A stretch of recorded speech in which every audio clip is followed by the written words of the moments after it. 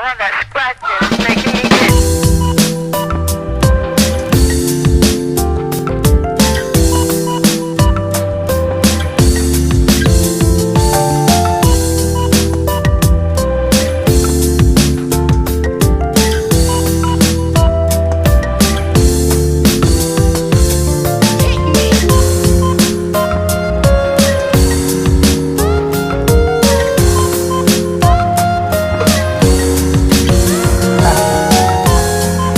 Yeah, you got to have a body cam when you go out, especially a person like me, um, because you never know what could happen out there. And I usually keep body cams, especially when I'm going to an event that basically is going to have police there. And, how can I say this? The police don't know law, okay? They're law enforcers. And a lot of them, you will see the ignorance of a policeman. All they know is basic arrest. That's why it's very important that I say on my shows and podcasts that, as an American, as a citizen, at least know your basic rights. And when encountering law enforcement, the one right you should automatically uphold at all times is the right to remain silent, because the Supreme Court have given law enforcement officials the power to lie, to get suspects to incriminate themselves. So that's the number one thing people should always remember. But to your question, do I get scared sometimes? Yeah. I get scared sometimes going out here, but it's so sad that I can go overseas and fight for this country. And then I come back here and I have to be afraid of the very people whose rights I was defending. It's just a sad, sad commentary. But, I guess that's just the way it is. I'm not going to sit here and bitch and moan about it. That's just how people are. You've got people out here who are actually doing the work. And those people are constantly putting themselves on the line for the greater good of their communities. And unfortunately, in our community, in the community of Black people, there are what we call Stevens. If you've seen the movie Django, we have a lot of Stevens. And they're going to always defend white supremacy. And they're always going to talk white supremacy talking points. If you guys saw recently, I was talking about the SoFi Stadium and the economics of what was going on with SoFi Stadium, because what's happening there has been happening in my city for over 10 years. And I always tell people time and time again, the biggest FBI bribe in FBI history happened in my city of an elected official, $2.3 million. And, I witnessed that going down. And the person who did that only spent 5 years, because it's funny, when these people get caught, they automatically have health problems. And, and it was his first official caught offense and all this other stuff. But in my city, they're trying to build the world's biggest warehouse. It's called the World Logistics Center. And if you guys Google it, you guys will be able to find that. So the difference between that football stadium and what they're trying to build here in my city, I believe, if I remember it right, do not quote me, the World Logistics Center is supposed to be the size of 70 football fields, maybe 700, add another zero on that. But I know it's supposed to be huge, huge.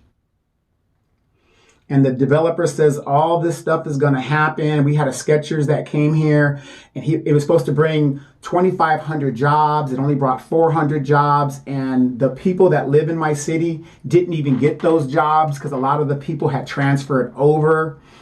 And so I don't mind getting in a discussion with people in regards to topics, but know what you're talking about. Because you got to ask yourself this. Would I or anybody else be ringing these alarms if we don't know what we're talking about? So I had a friend of mine was telling me about subsidies. And he was saying subsidy, in regards to the SoFi Stadium, he was saying that the oligarch, the super rich owner of that stadium, did not use any tax dollars. And that's a bold-faced lie. That is a bold-faced lie. And in his own statement, he said that tax breaks were given. Well, what are tax breaks? Subsidies. And then he doubled and tripled down on it as if he's the developer. I've seen this playbook, and a lot of us have, over and over again, especially if you live in a community that has been used and abused by these developers. We're going to bring all these jobs and we're going to do all this at the expense of what? In my city, we have warehouses all over the place. So what was the cost? The air. California air is bad enough as it is. The diesel particulates of all these diesel trucks running around, semi-trucks, tearing up the roads. So more taxpayer dollars have to go to repair the roads rather than going into school lunch programs, building new schools, and bettering the community. Building parks and things that help the community. Our tax dollars are going for the benefit of a developer. So he doubled and tripled down on it. And then when I went and got the literal definition of subsidies, he still, his own word, I didn't bring up subsidy or tax break, he did. And he still wouldn't see for himself what he was saying. But they're first to tell a person like me, I don't know what we're talking about. What I don't understand is this. Whenever I post stuff on my page, I do not go out of my way to post stuff on other people's pages. I do not force my ideology down other people's throats. But I have to laugh because, like I tell everybody all the time, this is my page, and I'm going to post what the fuck I want to post on my page. And if you have a problem with it, I don't know what to tell you. But I'm not going to back down. I consider myself fairly intelligent. I mean, I have, 11, 13, 15, I don't know how many degrees I got. Doesn't mean I'm an expert, but I wouldn't be talking about stuff if I wasn't correct. And another thing is I got some friends, and it's funny. It's super funny to me. They haven't been right yet. And so I go and I get a video from the Young Turks that basically says exactly what I was saying. What is the cost of SoFi Stadium? People's properties were gentrified out of there, and properties were public domained. Now, it might not be a problem to you because it ain't your property, right? It ain't your problem. But what about those families there? Yes, I didn't say that there were some families that did not benefit from a stadium being there with the property values going up. It even said that in the video. But my question as a black person is this. And again, let me explain when I use colorism as an example, okay? It is a fact white people, or people that identify themselves as white, are 11 times more wealthy than black people, okay? You have brown people, which would be considered Latinos, Hispanics, whatever. They're all grouped into their thing. Then you have the Asians, Pacific, and all that other stuff, right? But I'm a black man, so I have to do that, and I have to ring the alarm. So this person is telling me, everything is there, and yet they're telling me, oh, well, why don't you do this and do that? Or wait, let me be more accurate. He asked me, why don't I have a solution? I'm always pointing out the problems, but I never give solutions. And I had to laugh. And like I said, I love him to death. Family and friends, you're not always going to agree, and that's fine. I don't have a problem debating anybody because I took debate, okay? I took speech. I love to get in it because I'm one of those people, I'm not going to talk about stuff I don't know. If you talked about me with aeronautics, there's nothing in aeronautics you can tell me. That is my expertise. That's what I know. I'm good at history. I know history. But I'm not going to go into a specific field I know nothing about. So he said, I never come up with a solution. I had to laugh at that. What have I been saying is the solution? Reparations. It is the only way Black people are going to dig themselves out of this problem. And I have to laugh because obviously a lot of people out there are not paying attention to what is going on around them, and especially in our community. There are a lot of people that are, people that I've met on the internet that watch the show and follow us and stuff. They get it. But there's a lot of people that don't get it. Here's my question. Forget the stadium. Forget the gazillionaires that all attended inside the stadium, paid attendees.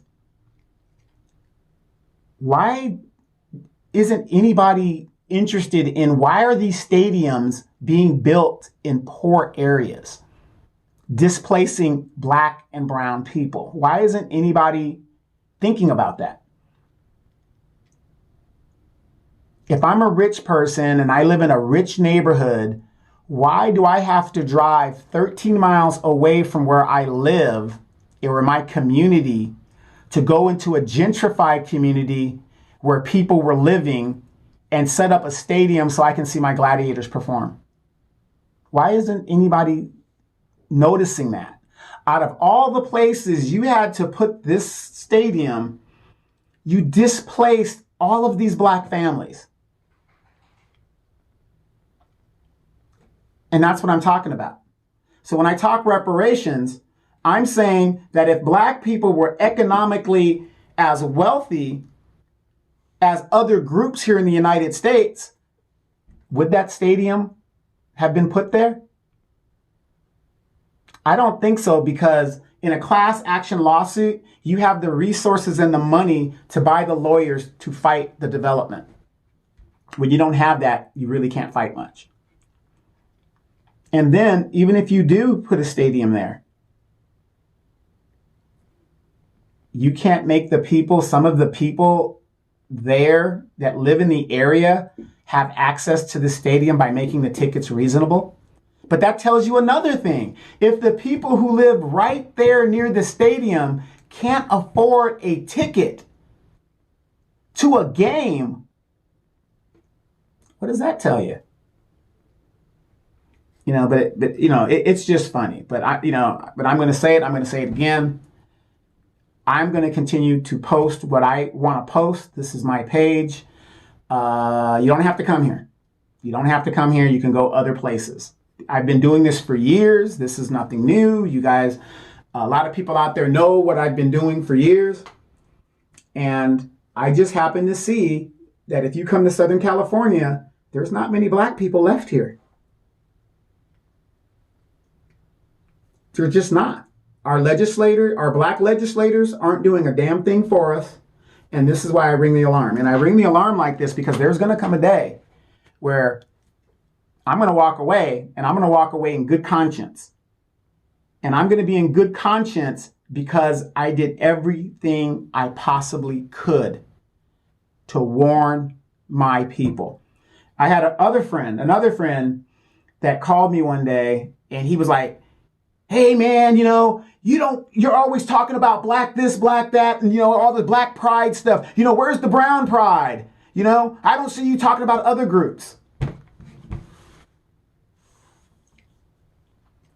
Why would I be talking about other groups? I'm a Black man. I have to take care of mine before I worry about anybody else. That's common sense. Then let's reverse it. When was the last time you saw a Hispanic speak up for Black people? Even on the national level in politics, point out one Hispanic politician that is standing up for Black rights and Black issues. Name me an Asian that's doing that. Name me a white person that's doing that. So I think I answered that question right there with that. And that's human nature. I don't expect a Hispanic to speak up for me. The Asian community just got a bill that makes them a protected class. I didn't hear any of my Asian friends talk about, wow, that's not right. Wow, that's, oh, wow, you guys have been, trying to get fair treatment for over 400 years. And on our first try, we got it. Wow, that's messed up. And I don't expect them to have to apologize. Self-preservation. And that's what I'm trying to teach my people. You got to take care of us first before you worry about these other groups. The problem is, and this is what I'm trying to show my people, the problem with the CBC and all these black bootlicks. Go to the CBC's website and they tell you they don't represent black people. They represent everybody. And a lot of people don't know that. And that's why groups like me, we ring the alarm on that. So, I'm very sure Martin Luther King wanted to quit, but he kept going. I'm very sure Malcolm X, he wanted to quit, but he kept going. God damn, Bobby Seale said, hell, I'm a Panther, but I got to go where the money's at. John Lewis said, damn, I'm out here getting my ass whooped for these black folks. I'm going to go get me a bag. I don't think I'll get that extreme, but I can see why a lot of our black leadership just say, fuck it. We have no unity. We're constantly having these Stevens all around fighting. Now, because my thing is this, everybody fights in their own way. And I have to laugh because people come on my page and listen to this. I'm doing the work. I'm doing the work that you could benefit off of. I and others, we're doing the work. Where's your activism for black people on your page?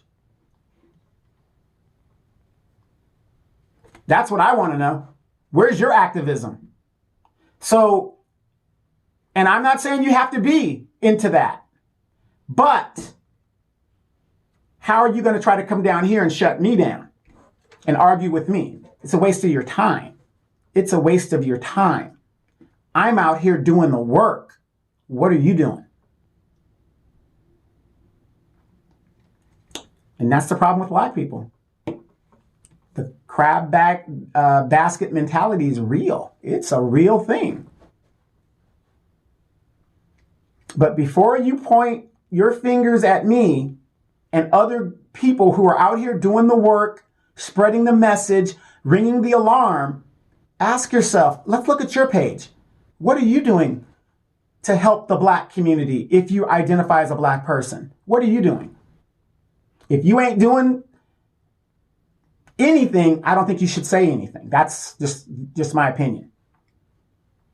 At least not on activist page, people that are out there doing the work. Because a lot of you guys haven't been right yet. Vote blue no matter who. Oh, Joe Biden's going to do this. Oh, we get Kamala in there. She going to do that. Y'all haven't been right yet. And even though I'm talking truth to you guys right now, some of you guys are going to get mad. I don't give a damn. Get mad. You need to get mad. Because the only reason you would get mad is because you know I'm telling the truth. And that's the only reason. Because you know it's the truth. I'm doing the work that you could benefit from. Your grandkids could benefit from. Your kid, whatever. I'm ringing the alarm because a lot of people weren't paying attention, and I was one of them. But there is going to come a day where I'm going to walk away, and I'm going to be sitting in the Dominican Republic or Australia somewhere, drinking my Mai Tais as the black race in America is made into a permanent underclass of servitude. And we told you. Now, I know some of you guys are going to say, not all of us. I'm not into all of us. 30% of black people, as I've always said, are doing very well. 30% of the 14% of the American population, of the black population, is doing damn well. It's the 70% that's failing. And I'm speaking for the 70%. Because I happen to know if the 70% are eradicated, it's only going to be a matter of time. before they round up the 30%. Then what? We need everybody on deck. We need everybody on deck. That's how I feel about it. And we've got to help them. We've got to speak out. The biggest source of wealth in the United States is home ownership. A rich oligarch just used the laws in his favor to put a stadium and displace hundreds of black families. Everybody says, I don't know how all this stuff works and this, that. I do know how it works because it's still going on in my community for 10 years. I do know how it works. They promise this is what's going to happen, that's going to happen. Do you know that the developer in my city has spent approximately a little over $3 million for a $16 million reimbursement from the city? We put in the streets to his property. We put in the sewers to his property. We put in the street lights to his property. We put in the sidewalks to his property. What does that do to his property? It gains value. No different than what this stadium owner did. If the stadium owner was subsidized by the taxpayer by being given tax breaks, that's money that isn't going to go repair our streets. It isn't going to go to school lunch programs. It isn't going to go to better schools or subsidies for better education for our kids, vocational schools, vouchers, that kind of stuff. Dwight Eisenhower said before he left office in 1960, I believe, just before he left office, that every dollar spent unnecessarily in the Defense Department is money that has been stolen out of the mouths of children. Think about that. That's what he's saying. We're using all this money for defense and stuff, but yet we don't have money to pay for bridges. We don't have money to pay for infrastructure. We don't have money to better do our social safety net. That's what he was talking about. So I'm going to keep doing what I'm doing. And I'm not going to stop with that. But again, my page, my problem. If you don't like what you see here, just like if you came to my house or I came to your house, what you see here stays here. Okay? And I got a lot of you guys. Thank you guys sending me messages for, you didn't know this, you didn't know that, whatever. That's great. When you know better, you do better. I know better, so now I'm going to do better. I'm not going to be silent. I'm going to always put this stuff out there. And I'm going to be one first, black first, because I'm a black man. I don't hate on Asians. I don't hate on Hispanics. Matter of fact, I'm good friends with the majority leader here in California, who is a Hispanic lady. She's the number one majority leader, Democrat, in the state of California, and I helped get her elected. And if she ever came to me and said, oh, Donovan, blah, blah, blah, blah, and I asked her, where's your black agenda? And she said, I ain't got one. I'm not going to get mad at that. You ain't supposed to have one. It's human nature. She's going to take care of her people first and everybody else later. Not saying that she's doing that. That ain't what I'm saying. But, I know it's hard for you guys to believe, but black leadership and servants, they don't represent black people. And that's just a fact. You guys haven't been right yet. Just saying. So let me say this for the 18th, 20th, 30th time. This is my page. If you don't like what I post here, stop coming here. I do not want to argue with you. I don't. There's no point in arguing. None. Trickle-down economics. I had a friend that tried to use that analogy. Well, this is how it works. The developer said, the newspaper said this. I can show you in a newspaper where the developer said the same thing in my city.